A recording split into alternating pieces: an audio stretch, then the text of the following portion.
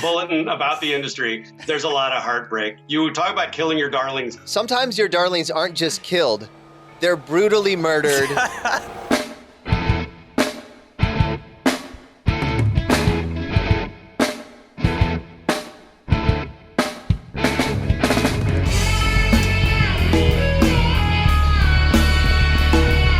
This episode of Unlikely Story Podcast was so jam-packed with awesome visuals and amazing stories that we couldn't even contain it all in one episode. So we will be releasing not one, not two, but 3 subsequent videos where we do deep dives into some of Alex's most popular work, including The Mummy, Minority Report.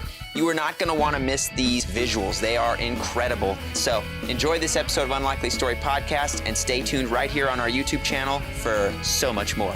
All right, welcome everyone. Welcome to another very exciting episode of Unlikely Story. We are very happy to be with you here again, and we want to give a quick shout out to our friends over at Rich Media. Rich, taking care of us today with our Rich Media tumblers. Make sure you check out all our social media stuff because they're handling all that. We got a bunch of great tidbits and little TikToks here and there, some reels here and there of fun moments throughout. Social media is freaking tough to keep up with. So if you need help with that stuff, contact our buddy Rich at Rich Media.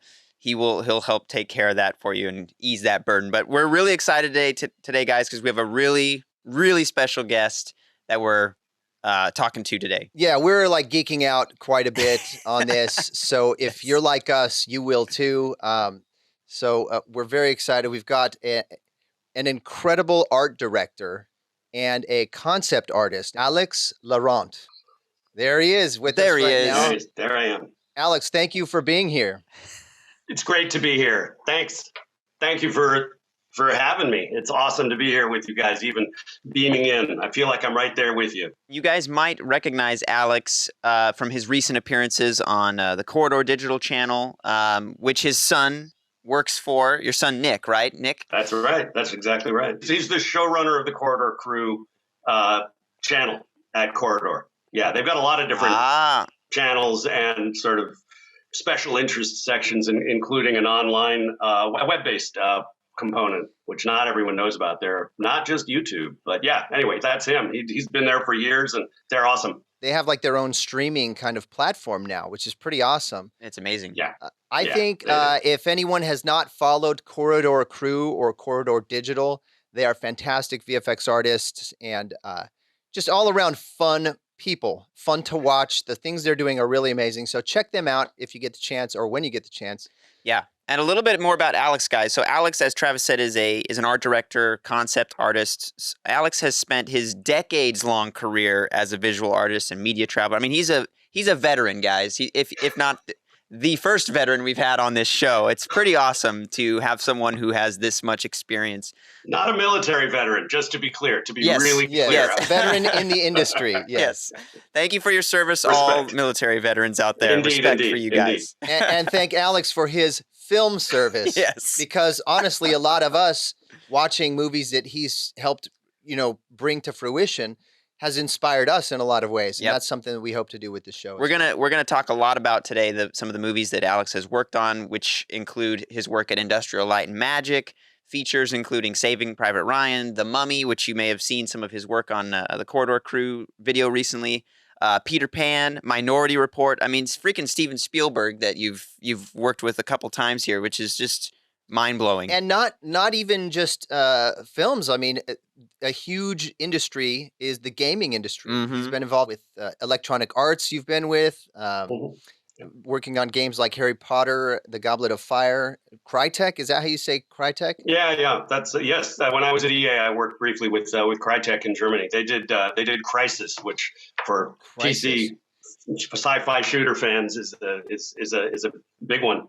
You're doing stuff with AR and VR and just immersive experiences as well now. You were telling us a little bit about that, how you're kind of getting back into more gaming. Streaming games like you stream movies is now coming into its own. That alone is exciting as far as a new development. It's amazing. So Alex has had an amazing career, worked on a lot of big projects in big roles too. So we're really excited to sit down with Alex today and talk about some of these things and talk about his journey as a filmmaker, as an artist, some of the people you've kind of got connected with over the years, and just some of the things you've learned. Yeah, were you always wanting to be in film and be an art director, or? Well, that's a great question. I'll try not to make it take 3 days to tell it, but basically, I'm one of those who just kind of got this spark of inspiration before I was even a teenager, and it just gave me a sense of enjoyment and unlocked creativity in me and gave me a place to focus that got me through all of my adolescence and teen years and gave me something that I could sort of focus on and call my own. And I luckily kept you out of jail. I got me out of the sort of kept you out of jail, that we all have to go through with the teenage years. Not to say they're all miserable, but let's just face it, they're challenging by design. Yeah. And so this helped me get through mine. And really, luckily for me, it wasn't only me alone, because being a teenage geek, especially way back in the days when I was, before it was a cool or fun thing to be, it was just a weird thing to be in the eyes of most people. So I was definitely a solo sort of, socially isolated kind of guy relative to the cool kids. I was the kid with the other kids like me drawing weird pictures over on the table in the cafeteria at recess. So, and I was so grateful to have those friends, because we found each other, and finding your community is a theme or a thread that just kind of goes throughout your whole life when you have special interests. And at that point in my life, this was definitely a niche-y little weird thing we did as a hobby, but we took the hobby level of it so deep because we cared so much, about these drawings we'd make and these imaginary worlds we were designing. So I think that's where it all started, with that kind of love of, animation. I was inspired by the television I'd watch after school in the afternoons when I'd come home, by the movies that I'd finally get to go see when I was old enough to figure out how to either sneak into the PG movies or R-rated movies, the horror and sci-fi movies, or just go to the really sketchy, grindhousey movie theaters downtown, and they didn't care. They didn't card you. They weren't going to enforce it. You pay your $1 and you go in. Of course, needless to say, as the gray hair here will reinforce, this is pre-internet. This is pre-VHS, pre-DVD, pre-Blu-ray. Oh, yeah. Yeah, we call these the pioneering times, the hard times. I mean, a lot of the stuff that we've done has been on the shoulders of the great pioneers who led the way into kind of a digital age. And you've been on both sides and seen that through, which is cool. I do have a question about being kind of an outsider, though, because this is an industry that there's not a recipe for this industry. It's not like go to college, get your degree, I'm sure it was a challenge for support from family or friends. They were like, dude, you're not gonna, what's your plan B? Please, plan A is not gonna work. So have a good plan B. What was that like? Well, I was super lucky to have a mom who raised me who was an artist. And so in my case, I had this, I will say, rare and fortunate built-in source of encouragement at home. I was surrounded by her paintings. She was a painter. She painted large canvases too, all over the walls. She had a studio in our place in San Francisco, and she was a fan of the surrealist painters. So look at, Salvador Dali. He's not formally a surrealist, but everyone associates his work, the melting watches, really weird dreamlike imagery. Rene Magritte. I'm going to come back to the theme of art history and film history. You'll hear me talk about that a lot because it's a very important thing for me. And I always want to encourage others, but to also learn your history, says the pioneer with his pickaxe and his old letterhead. I didn't quite mean the early American settlers pioneer. I'm just running with it. I'm just going with it. It's all good. I'm trying that on. It's okay. No, Nice. but I had universal encouragement from my mom to pursue art. And she was a fine artist, meaning she had no interest in commercial art. And before we even get to the notion of film, let alone special effects, as they were called then, so she saw that I loved to draw. And she encouraged me. She saw that I had a vivid imagination and liked to make clay animated movies, and that I was really driven to pursue this hobby inspired by these glimpses I'd get of the people who made this stuff. And we can talk about how hard it was to even get access to that, because there was no industry then. There was no thing. It was this weird, it was a very unknown part of movie making back in the 70s that just it just wasn't talked about very much, let alone understood, let alone thought of as a viable career path for your son or daughter to want to take. So my mom didn't understand exactly what it was I wanted to make, but as far as, again, she saw that it made me happy. Now, my dad, my parents were divorced when I was very, very young. He was 3,000 miles away. And while we, had a nice enough relationship from a distance while I grew up, he was an economist. He appreciated art, but he came from a very different sort of side of the brain and a very different professional leaning in general. Later on, many years later, when I was older and an adult, and my dad and I had our relationship kind of grew and deepened in a really wonderful way for decades thereafter. And he had a chance to come to understand what it was I did much better. And by that time, the industry that I was in had matured. There were a few more articles published that I could send him and say, see, it's in the newspapers, it's in a magazine, they wrote about this thing that I do. This is kind of what I'm doing now. And so at first there were years where he was trying to give me the wise kind of guidance of, is this really, maybe have that backup plan. Yeah. Except where's the plan B? And I was like, plan B is become a comic book artist, an illustrator. No. My story is kind of similar. My mom was very supportive of me, very artistic. Which is so great. Yeah. Parents that are out there listening, if you have creative kids, love them, support them, help them out with it. It may be something that could end up paying them much more than you could even fathom. So just true that. That is go totally, for it. Or leave them totally broke in the streets. Well, and there's one or the other. And there's more.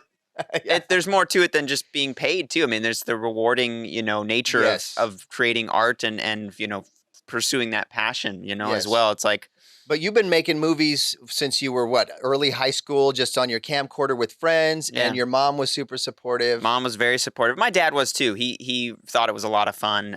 But when it came time to really pursue it as a career, my dad was a little bit like, I don't know about that. Like, are you sure you want to do this? Like, this is going to be rough, And, but yeah, kind of similar dynamic to what you're describing. Well, and then what happened though? Well, when we made Gallows and Gallows was a success, he was like, okay, now he's like, hey, that's my kid. Yeah. Did you see this? Oh, that's my son. Oh, hey, that movie right there. Yeah. That's my boy that made that. That's my boy. And he'll tell you too. He thought, he didn't know where it would go or if it would take off, and he was pleasantly surprised when it did, when we had some success. So that's pretty awesome, man.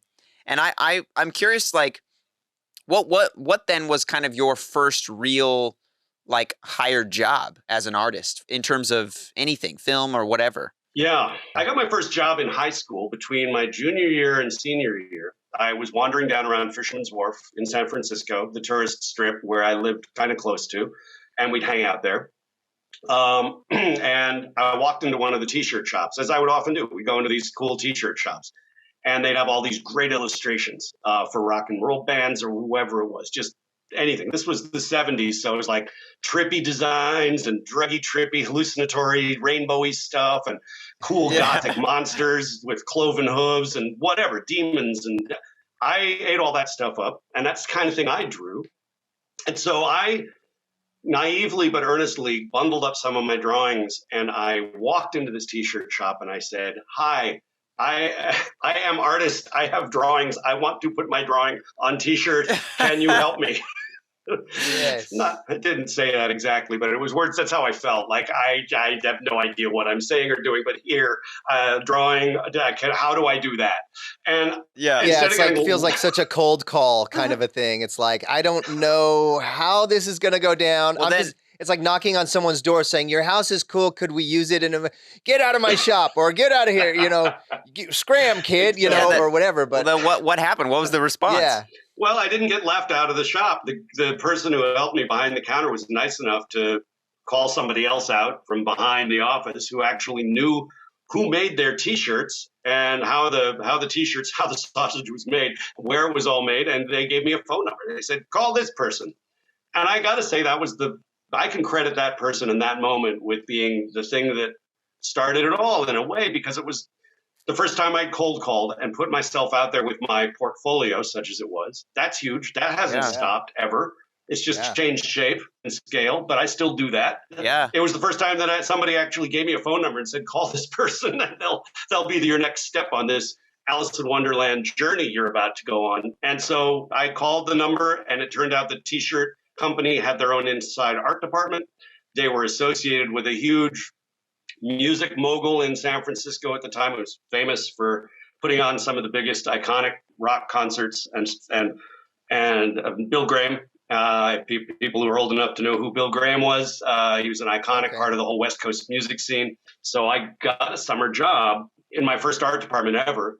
And I basically was, for 3 months, I learned how to be a production artist, making silkscreen designs for silkscreen T-shirts. Dude, I love that.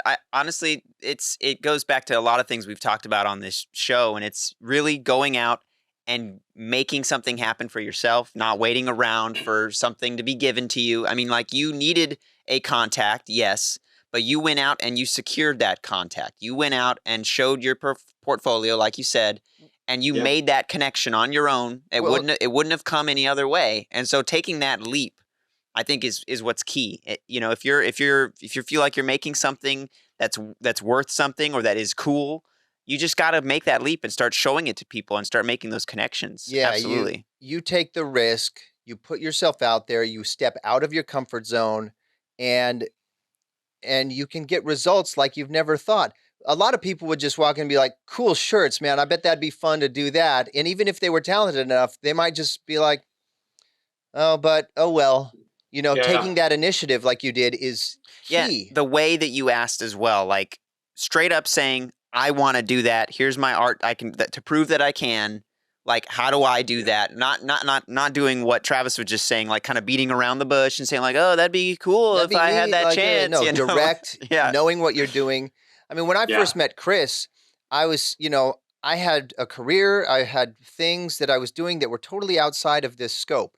And I was trying to help him out with stunts. I was like, I want to get into this a little bit. And out comes this college kid out of this car with a couple other college kids. And he's like, all right, we want to set up here. Let's do this and that, kind of that, telling all these people what to do. And I'm going like, dang, this kid knows what he's doing in life. He was driven and focused. And I can tell that you had that same kind of passion for what you wanted to do, that you were willing to risk feeling like a fool or looking like a fool to someone else, but you went after it anyway. And that, to me, is those little moments where people are willing to do that are the things that set them on a trajectory that opens their world up in a huge way. Yeah.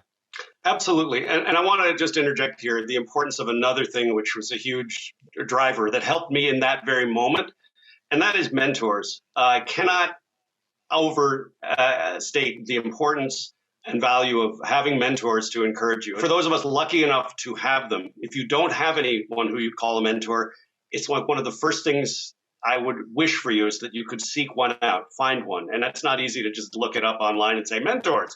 It means something different now in many ways. It's got such a very specific professional thing. But think about who in your life, be it a friend, someone who's a little older than you, or maybe even of your parents' generation or close to it, who can offer some guidance and coaching. But if they're in the industry, so much the better. So for young people, information and then encouragement is gold, as important as money. So you can make money doing whatever job is you can do in the meantime just to pay your bills. But to build a career like this, that's full of so many subjective and squishy moving parts that are hard to predict, building relationships is what this all comes down to. Mentorship and encouragement from people is just such fuel. So it's often not really talked about as a concrete step or ingredient to career success, but I think it should be. Yeah. So. No, I totally agree. And it's another thing that we've talked a lot about on the show is creating those connections and that collaboration with people. It really is such a, if not the most important piece, it's got to be one of those top pieces in the industry that really makes or breaks a career and just a happy life too. Like, you know what I mean? Well, yeah, and the human connection of an experienced mentor or industry veteran is huge, because what they know you may be able to read in a book, but you're not going to get it. You're not going to get the nuance. It's like if I wanted to be a mechanic, like I could read about what goes where, but then you sit in the car with a mechanic of 10, 20, 30 years, and he'll just smell the car, he'll hear the car, and he'll feel the car.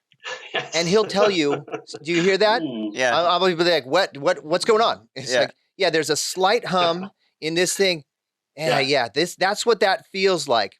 And you know, there's just these little nuances that they can give you light years of experience by having that mentor. Well, and if you find a mentor that actually cares about you too, you know, someone that actually is like really concerned about your well-being or your development, I mean, that's even all the better, because they will think about you, they will care about you, they will love you. Or they see potential in you Yeah. preserving the industry or furthering the industry in a way that's amazing. But you got to have that fire in you, because they'll see it. If it's not there, they'll see that it's not there also. This has been really, really cool stuff, and I'm buzzing on all levels, because there's all kinds of great topics we've hit upon. I want to come to something you talked about, Alex, and that's where you kind of are today, doing art, doing design. What's kind of the difference between concept art versus concept design? You know, like what in your day-to-day things that you're doing, what are some of the differences between those different tiers or those things? Concept art, in many ways, if you focus on the art part of that title, of that term, and you see the stuff online from conceptart.org or ArtStation, just if you're in that community at all, or just follow it or look at stuff and you're a fan of concept art, you'll see just so much gorgeous work. And it's beautiful paintings. You bring some concept artists early on to just bust out some amazing, inspiring images that can then go on to inspire the writers, the producers who you're hoping will fund your project. They might not be anywhere near what the final product is even going to be, but that's okay. In that early stage, when you're pitching something or just doing early visual development, which is what we call that whole early phase, the goal of that artwork is to do just that. Get people excited. Oh, it's on another moon. It's an alien thing. Oh, and there's a lot of sophisticated hardware. I'm getting a Star Wars vibe with a Dune vibe with a bit of this sort of knights in armor kind of influence here. Okay. And so whatever it is, you're portraying mood more than anything, with some hints at the specifics. But you're not tied to anything yet. And that's a kind of concept art. Production concept art is where the design word comes in. And design is different from art in that design is about problem solving. Design is about function. It's about purpose, and it's about making something work. And that thing could be a physical problem, a mechanical engineering problem, a software user interface design problem. And you have designers that are trained in all these special areas. If you're a storyboard artist, you are helping, or a concept artist, often overlapping those two things, you're helping the director figure out how to visually break down the story. You're working with them in a real back and forth. Again, you're the one who's got the drawing skills, and you've got a certain set of visual storytelling training. The director may or may not have those skills as well. I mean, you talk about somebody like Ridley Scott, who's known for being a brilliant illustrator and storyboards his own stuff. There are plenty of directors who can do that. Napkin scribbles or not, they find a way to express their idea. But they're going to have a storyboard artist right there early on, framing some of these sequences so they can just get a sense of how they flow. I want to emphasize again, guys, make sure you're checking this episode out on YouTube, because the visuals here are amazing. The stuff that Alex is showing us, and it really is painting a clear picture, metaphorically and literally, about how this art is used in the process of making anything, but right now specifically a film.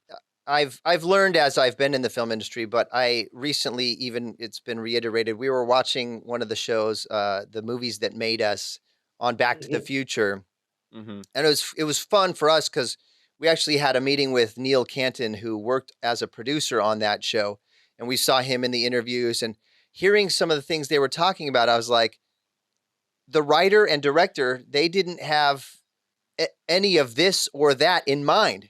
It was only from the concept art that they were like, ooh, that I like that. And so they built upon it. So it's kind of like whatever it is, eternal energy, you know, or self-generating. Self-generating. So it's like one thing feeds off the other, and it continues. So that's like the creative process, though, you know, like that's, I mean, even in just the writing stages. Yeah. So it's like, oh, a concept artist might be like, oh, that's a cool idea. And then they'll draw something down and then they'll show it. And then the writer will be like, oh my gosh, I didn't think of, yes, that looks great, but I didn't think of this or that. Let me add something here about that. And then you're like, oh, that's great. And then it just builds into this great giant snowball of creativity that explodes into this great cinematic vision or artistic vision. One thing Alex said that I thought was pretty cool, and I think a lot of people don't realize, there's that aspect, but you also mentioned just getting people excited. And I think that's interesting because like these pieces of art, you see them and immediately the words on the page have immediately become a visual, right? And I do think that is a huge component, especially when it comes to probably like executives, producers, kind of studio heads and stuff, you know, like they see it now and they're like, oh, okay, I see. Yes, that is cool. Let's be honest. Yeah. I mean, studio heads and those guys, they don't always envision what's on the paper. Some people just don't have that imagination. Yeah. They're wonderful. They're our favorite. We love them. They're not artists. They might not be. They're not the most people. Creative. Nah, maybe not. Not their job. Yes. Not their job. No, you're totally right. Help them. We want to help them get out of their own way, potentially. It's like Hitch, like the movie Hitch. Yeah. He helps girls get out of their own way when it comes to good guys. Yeah. Good guys.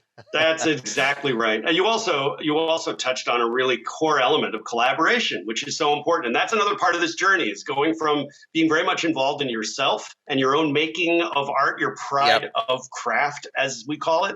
You know, you're proud of the skills you've built as an artist. And man, it's going to be my visions, and I'm going to bring my artistic visions, and I'm going to make this, and I'm going to be designing that, and all that's great. But when you get to the real production world and you're on the inside working with a team, it's about the team. It's not about you anymore. It's about your contribution to the team.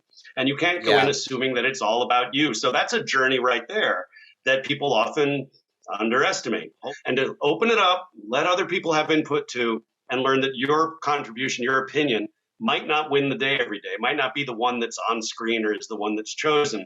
But you being part of this group was still valuable because you helped shape the thing that finally does get made. And be willing to accept that smaller role in the whole is so important. It sounds so simple and obvious as advice, but it shows up in all facets of life, honestly, anytime you're collaborating with other people. But for artists, to be broad brush about it, artists tend to involve their egos more because we're so connected to our work. It's an extension of ourself. And I'm bearing my soul and my heart and laying it all out. And don't you value it? And if you don't like that, then obviously you don't like me. So, you know, it gets...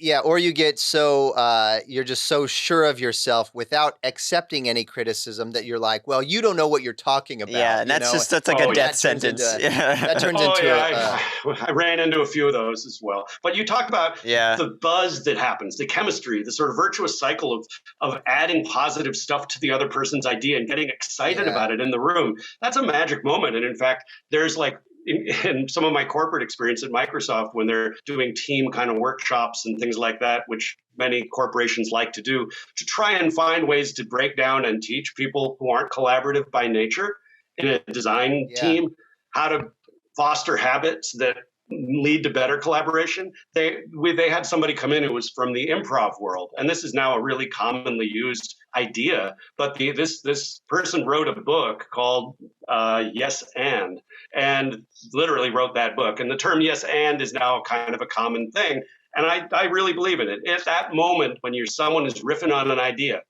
if you're in an improv situation, playing off of somebody else in an improv situation, they're going to come out with an idea, a thing, to start the skit off, to start this little story off. And rather than contradict them and try and force your idea on them to sort of take over, you want to build on it. And so instead of but, yes, but this, my thing. You say yes and your thing plus some of my thing. And then they're going to yes and you. Yeah, that and so it's this additive process instead of a destructive sort of taking over thing. And that core spirit just is such wisdom that shows up all the time. And you have to check yourself. Am I going to phrase this thing that I'm about to say in this room full of excited, creative people? Am I going to say it in a way that's adding to, respecting what has just been said? Or am I going to accidentally come in and sort of sweep everyone else's stuff off the table and say my thing like derail it's... That kind of reminds me of one example. I used to do, one of my earliest endeavors in filmmaking was improv type stuff, and I based a lot of it off of Whose Line Is It Anyway? You remember that show? It was such a great show. And if you watch that show, it's exactly what you're saying. Whenever someone would do a skit or start a story, it would the other character joining that would never totally change it. They would add on. It would just build on itself until you had this really, funny thing where both of the characters are totally vibing on the same, story or character or whatever it is. And it's so true. Yeah, you take what you're given and you add to it. And add to it. And also what you were saying about rising up the steps, like this idea, yes, and this, and it's like a ladder that raises you to success.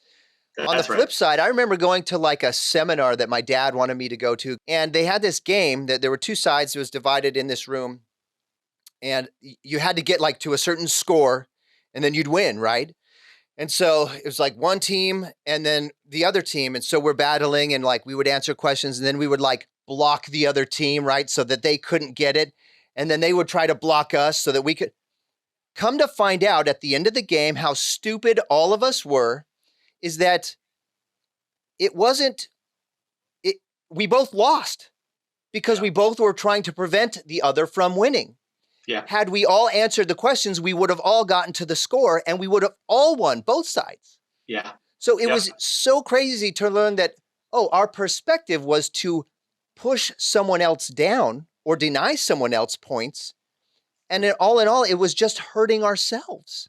So the reality is when you take and learn from others and then you build upon that, you're raising your own heights. You're raising the heights for other people, and we can all climb higher and do better and achieve more in that kind of environment rather than tearing down. Mm-hmm. It's worth interjecting to this. I agree with everything you're saying, and it's unassailable. This is just great life advice, and it's very true. But I also want to bring in sort of the other side of the coin, which isn't a contradiction of that. It's just a checking of it, and that is that the importance of professional respect and diplomacy in a hierarchical system. And when you're new to the film industry and or if you're in a design studio, I had to learn this at that T-shirt factory working for my first art director. So I had a boss, and they were the art director, and I was a junior artist. When I first got hired at ILM years later, even though I had been an art director, my bosses were the effects supervisors. And ultimately, our boss was the director of the film. And there were times where that collaborative spirit's wonderful, but there are times where you have to check that and check your self-perception of your own value. And by all means, put your idea out there. That's what they want you to do. But if you get feedback that isn't exactly what you wanted to hear, you do not just keep fighting back and trying that technique of yes, but my idea. You're my boss, but you just said this. Yeah, no, don't do that. I mean, everyone has to have at least a couple of these to learn that to get smacked down enough to just nope. Don't do that. There's a level of humility and respect for each project and person involved in the project. Where if things aren't looking the way you thought they might based on your idea or whatever, then you got to accept the data, or accept the reactions and kind of just move on. And I guess that's where kind of the don't be afraid to kill your babies kind of thing comes into play. Totally. Alex, in terms of people looking to get into art or design, that may be watching this or following you and seeing some of the stuff you're doing, what would be some of your top pieces of advice for those just starting out or looking to further their career in art or design?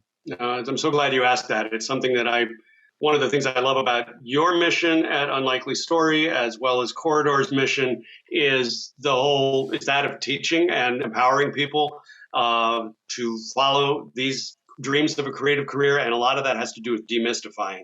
And we talk about being on the outside looking in and then dreaming of the day that you're on the inside. And that really is how it feels. And for the longest period, when you're starting your journey, you're on the outside and you feel like that outsider. And I'm trying to get up to the window so I can rub that, smear a clean place. I can kind of see through the cracks and see what's in there so I can at least know, and for a lot of your Wizard of Oz journey, again, very dated reference, look it up. Yes. You're dreaming of this magical, Emerald City. And when you actually finally get there, you learn a lot. But just the opportunity to get there and peek inside is so valuable. And we came back to that earlier about seeking mentors, even before you feel like you're ready to go apply for the job, or before you feel your portfolio or your reel or your confidence has even built up to the point where you're ready to go and share your soul, bare your soul, and the hopes of getting an actual job. Before that, form acquaintances and just have conversations with people who who do work in the industry. Often high schools and colleges, even colleges, depending on where it is, don't always prepare their students when they graduate enough for the career path. And that tends to fall by the wayside. Unfortunately, it's a marker of some of the quote unquote better schools, the ones that are more sought after because of their sort of early career preparation is the thing that recommends them. Their portfolio and reel, they're known for sending you out with not only a great reel and a great website and a brand and all your content, but they're going to connect you. They're a feeder school, for example. So that's one way that's one train you can ride. That's one possible avenue. But it may work and it may not. If you're going to go that route, then you're going to follow a fairly prescribed portfolio process, and you're going to get a lot of coaching for your money when you're at those schools. And the hope is that they will land you in that nice entry-level position, and your journey will be mapped out, at least at the beginning, and you'll be super informed about it. But I'm talking to the people who aren't able to go to Art Center and who aren't able to get that kind of coaching. Again, it comes back to that finding mentors and approaching people who could be a mentor or a coach or a guide or just the subject of an informational conversation. Just one phone call could teach you a lot. I've had a bunch of them myself with daughters and sons of colleagues who the daughter have come to me and say, my son or my daughter really wants to go into the entertainment industry. And I become that person for one conversation that can help their parents, help give the kid the information that they wouldn't have another avenue for. So I love playing that part. And so I encourage people who are in that situation, really at the very beginning, just looking outside at this distant city going, I have no idea how to get there. Find people to have those kinds of conversations with because it can help you get there. Also, we've got, obviously, the internet, and you've got so many bulletin boards and Reddit pages and just resources and YouTube videos where people tell their stories. And you can put the time in to hearing some of those stories and getting inspired and finding your version of that as well. And then at the whole other end of advice, the whole other section comes into how you present your portfolio and how you present your work. One of the really obvious things is you cannot be too professional or clean or organized, meaning you can never do that job too well. Don't worry about doing it too well. Do it the best you possibly can because that extra work will help your stuff rise to the top. The titling, not just the filmed images on your reel and the beautiful shots, but the titling and the way the packaging comes. Everything that they touch, everything they see should be so classy and quality. You've skimped on nothing, including the little title at the bottom that says, I did the compositing, or I did this in After Effects, or music by whatever thing you're going to put at the front end or over your filmed segment, using this as an example. Make sure that's elegant and looks good. Because jankiness and amateurishness, while it might be forgiven, if it's not there, then it's just impressive, especially in an early career, young portfolio. That quality is a little thing that gets noticed. And so, of course, it all really comes down. I sort of started with the wrapping, and really it should be about the substance. The substance is the thing. And the quality of the work that you show. Make sure it is your best work. General advice includes don't just show the finished work, show your process if you can. If you can show something in your whole presentation about how you made the thing, the equivalent of a build sequence for if it's effects, if it's visual effects, show something of how you do a little build segment that leads up to the final product. Make a little mini documentary that kind of, I don't mean to say it's 10, 15 minutes. It's got to be quick, but do a couple of shots where you zoom in on a thing and say, see, just in case you didn't notice, I hand rotoed this and I solved this problem because there was a whole lot of green spill and I had to hand roto around this guy's hair here to make sure the comp was clean. Here's what I started with. Here's what, anything like that shows that you know the process. It isn't just about visual artists being great at their craft and being great visual artists. It is so much about being able to be conversant, being good communicators, being able to talk and write about what it is you do with other people. And that is a huge underrepresented and undervalued skill that is absolutely critical. It ties into the social aspect of what we talked about. When you're getting in, if you want to be asked back, when you're a PA or whatever, you want to be asked back by that supervisor or that crew or that producer. You not only need to be gracious and positive and upbeat and ready to serve. Can I bring you some more coffee? What else can I do for you? I knew you were going to ask that, and here it is already. You don't even have to ask. There's that positive willingness to, you're very present.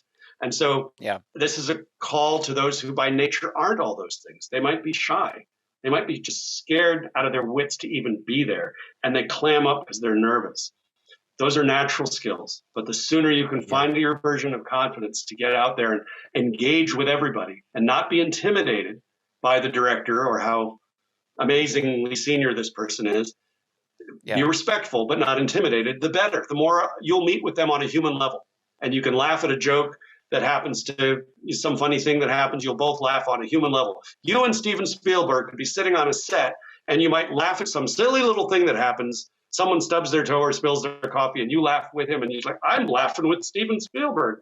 And it has nothing to do with the film. You're just meeting as human beings. Well, that moment happens when you're comfortable enough to just be there. Sort of in the circle around him and not fawn. There's another piece of advice. When you're around people who you idolize or look up to or who are just legends or people you respect, don't fawn over them. They generally don't really like it. And if they are people who really, really like it, then they're vain and arrogant types who you probably want to steer clear of, ideally anyway. Just treat them with deferential and respectful, but not too much. Not overdoing it. Just kind of be cool. Just be cool. There was an unwritten rule at Lucasfilm and ILM that I learned the first day I showed up there.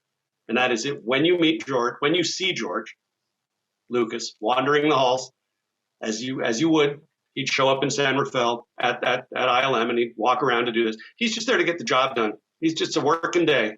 He's not going there to be, oh my God, George Lucas, oh my God. Yeah. No, he actually did not care for that. And you were warned on your first day as anything, an art director, a PA, anybody coming to work there. You do not do that to George. Or frankly, any of your effect soups. Dennis Murin, you don't do that with, You just treat him, just be cool. Just be cool. It's all good. Just be cool. Do your job. Just be cool. Do your job. Cool. There's a bit of dating advice in there too out there for us all, I think too. Just be cool. Don't fawn. If she's out of your league, don't fawn.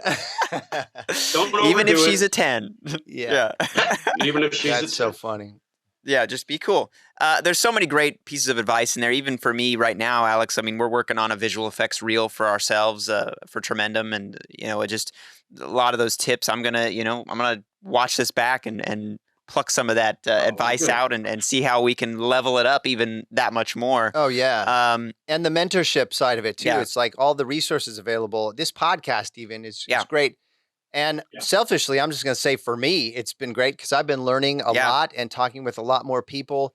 And really, even people that I've worked with, that it's just good to get back in touch with them and see what they're doing and how we're doing. And, really, celebrating all our wins, and propping each other up and giving love and appreciation.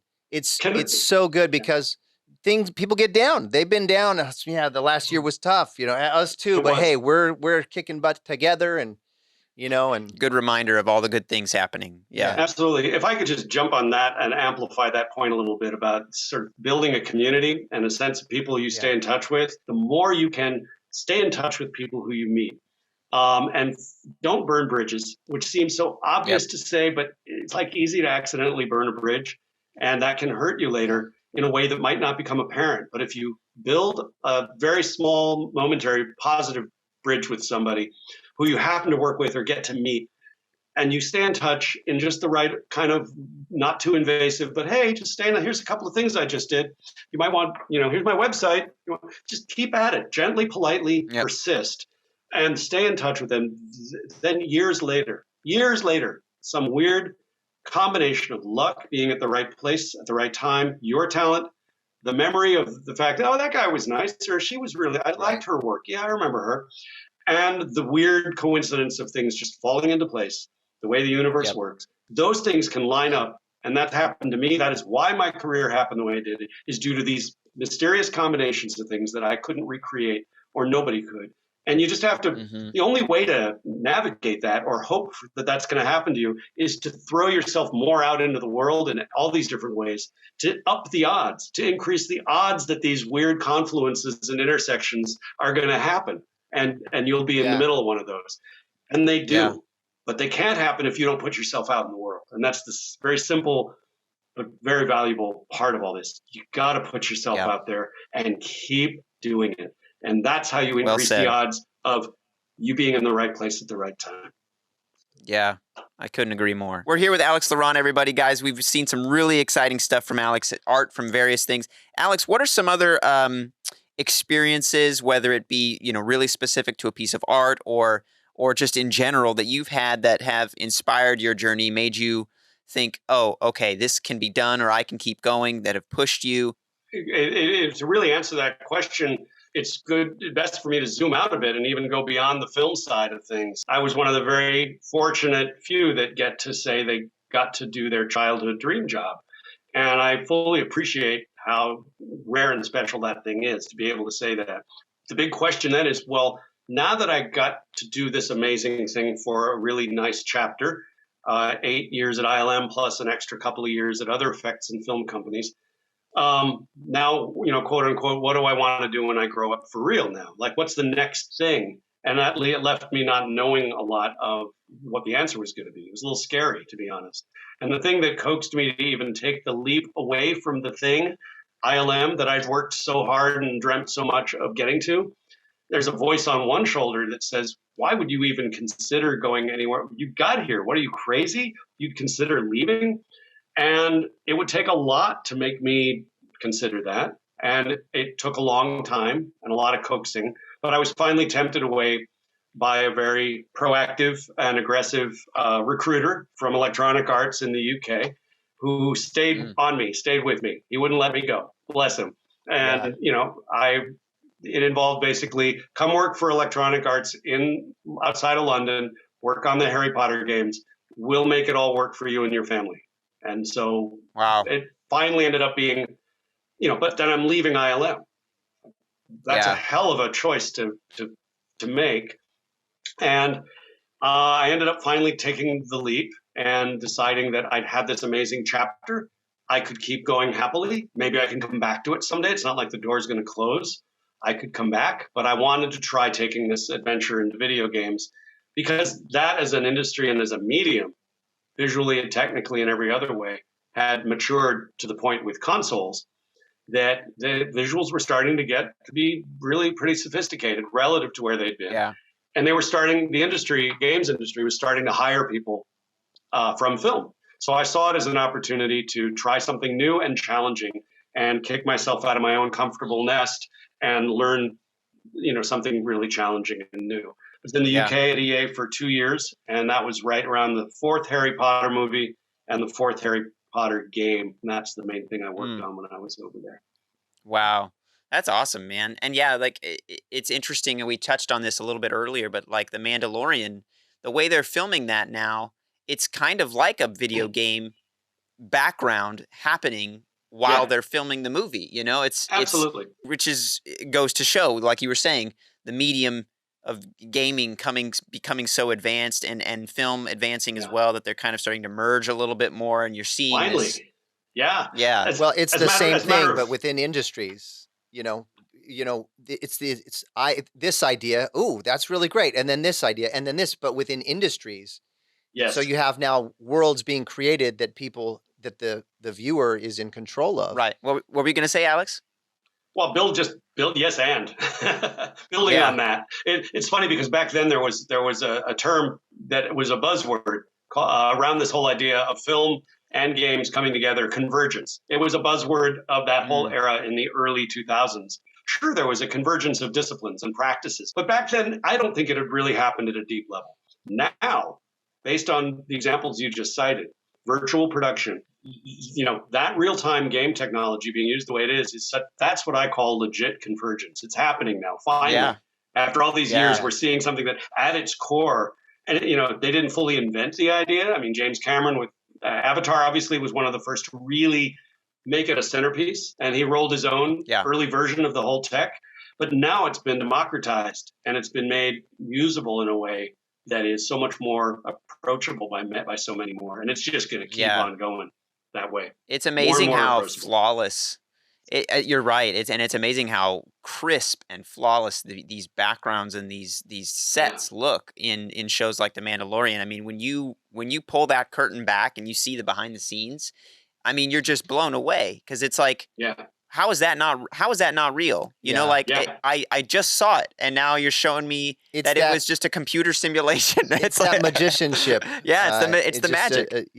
It's the same concept we were talking about earlier of movie magic, but just in a new, you know, updated fashion, or a new updated format. And it changes the conversation so much. The conversations that I was talking about before about visual effects artists and that team building all the digital or miniatures or whatever that's going to be added to the live action set, and how you coordinate these two things seamlessly in different times and across different locations geographically. That whole conversation is now being compressed and reimagined because of these tools.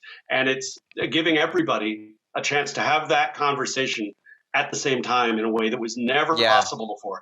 And you just throw in this universal added element of camera freedom. The real time changes that they can make too are incredible.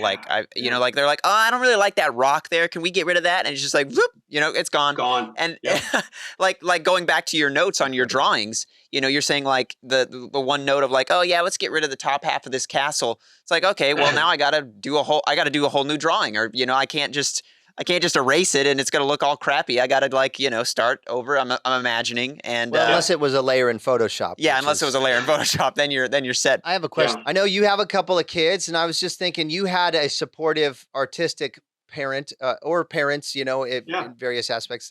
Absolutely. But are your kids interested in film and or art? And I know one of them is, but how has that played, and how has your role? Because I'm a dad too. And I try to encourage my kids to be artistic specifically because I feel like it's an important thing to have, as well as whatever they end up being into, you know. But absolutely. So what are some things that you do to show encouragement, or how do you feel they're doing? They're doing great. I can tell you that. And both of them are I'm going to say, lucky enough to have two very artistic parents, because both of them have a lot of creativity just naturally.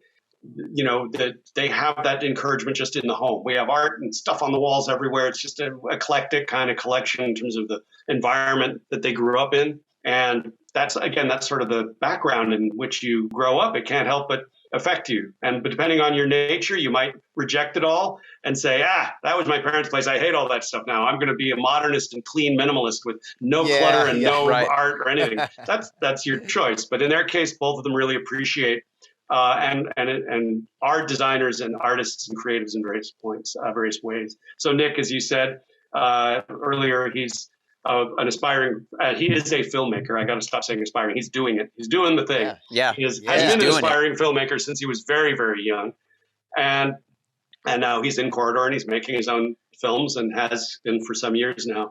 And Gabe, his brother, younger brother, is an entrepreneur. He isn't making his living or his business in the entertainment industry, but he's got a keen sense of graphic design, and in fact has settled into being sort of the marketing and communications designer, head of marketing and communications for his company. And that's the zone he really, in addition to everything else he does for the company, he loves the design of logos and packaging and colors and the brand, which is all related. Yeah. And so it's also nice that it's a little different from the path I took. And it's absolutely thrilling for me, meanwhile, to see Nick following so close a path, even in his very different way, because the world has changed so much. And the industry has changed so much. And the world and the industry and the form he's working in now is so different, of course, from the one I came up in, that it can't help but be different. And it's a joy to watch as well. But absolutely, both of them, in their own different ways, are finding ways to work creativity and artistry and design process and thinking into both of the way they make their livings. It's super exciting. Yeah.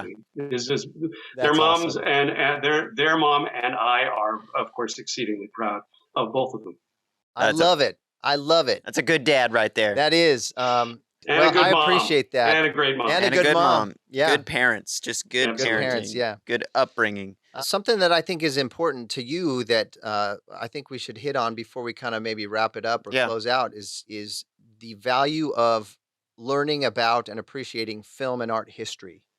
We talked a little bit about it, but I think it is key, especially, and it does seem like it's gaining a little bit of resurgence. I mean, look at your recent episode on The Corridor, which you guys should check out if you haven't seen, but appreciating how visual effects, how art, how special effects, and all these things have evolved, but they all started somewhere, and it's something that The Corridor guys do so well, is showing these, maybe historic and older examples, but how they've really defined the things we see today. Oh, and they break it down like what it was like to do this kind of effect, 30 years ago or 20 years ago versus now. 50, 100 years ago. And the challenges they do. Yeah, 100 years ago, Truly. No, absolutely. Oh, my God. And the talk about problem solving, I mean, it's a commonly said thing that you hear is digital effects allow everybody to do anything. So it's kind of removed a lot of the challenge. And that's a little bit of an unfair statement, a little too simplistic, of course, because digital art it's just a tool. It's a medium. The artistry, you can't just add artistry mix to the water and stir, and then you've got something brilliant. You still need all of the same creative disciplines and mixtures, but the tools do allow. There is some truth to that, in that the tools are so liberating that now we can do so much more. It can't help but make you respect the challenges that were faced by filmmakers and artists in this medium just decades before there were any of these tools, and how they had to just brute force just be clever and invent stuff. We talked about Harryhausen, but there were many, there are many more that laid the groundwork. Those are the shoulders, the giants on whose shoulders we're all standing with the digital tools.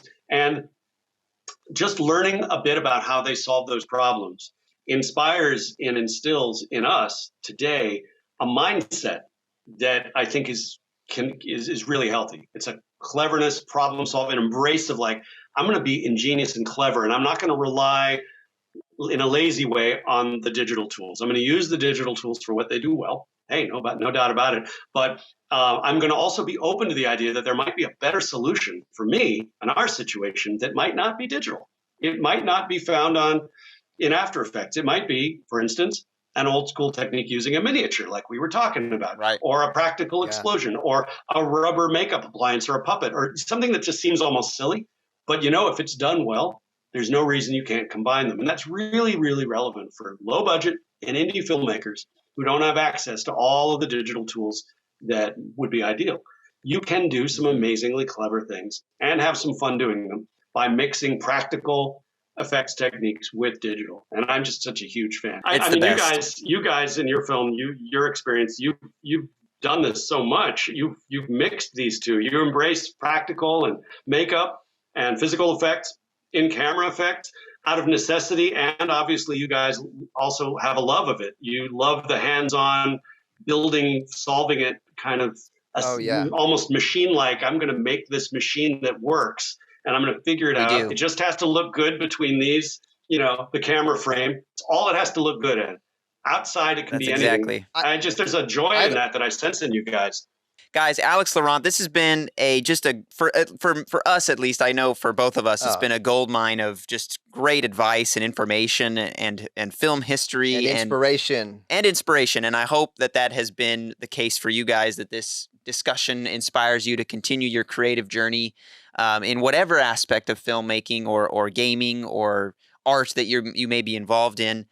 Again, follow Alex. Check out his website and his social media where you can see a lot more of his work. And it's Alexander Laurent on Instagram. Alexander Laurent. Yes, on Instagram. Website's different. Just www.alexlaurent.net. There, I'm plugging my own website. Awesome. Yes. And we'll put those up so that people viewers can see. Check them out in the description as well. Alex, this has been super fun. Is there any last words before we all die? Final words of wisdom from Alex. Oh man. I'm tapped out of words, and that's a tall order for me. No, nothing too wise, nothing too terribly wise to cap it all off perfectly. I mean, we've just covered so much, and the pleasure's been mine. I've really had a great time talking with you both during this whole recorded conversation in our pre-chats leading up to it. It's been just a pleasure to come to know you guys and to have this whole conversation. It's been really exciting for me too. So I just want you to know it's mutual. And I look forward to more of it in the future. And just echoing your encouragements to all the people out there who are listening. That's my whole reason for wanting to even do this with you guys, is to inspire and demystify, and in any small way or large way, help and inspire people to do their journey in this whole creative world we're in. So, awesome. Yeah. Amazing. Likewise, we feel the same way. Amazing. And I was going to say, we'll have to have you back on, Alex, at some point and see what's cooking, what's new, with all of us. I think that'd be fun. Yeah. Be my so pleasure. guys, thank you, Alex. Thanks for joining us. Thanks to all our listeners who have been paying attention and following our unlikely story. Thanks and again hearing these great unlikely stories from these other talented, creative people like Alex. Thanks again to our friends at Rich Media, and we'll see you guys again next time on Unlikely Story.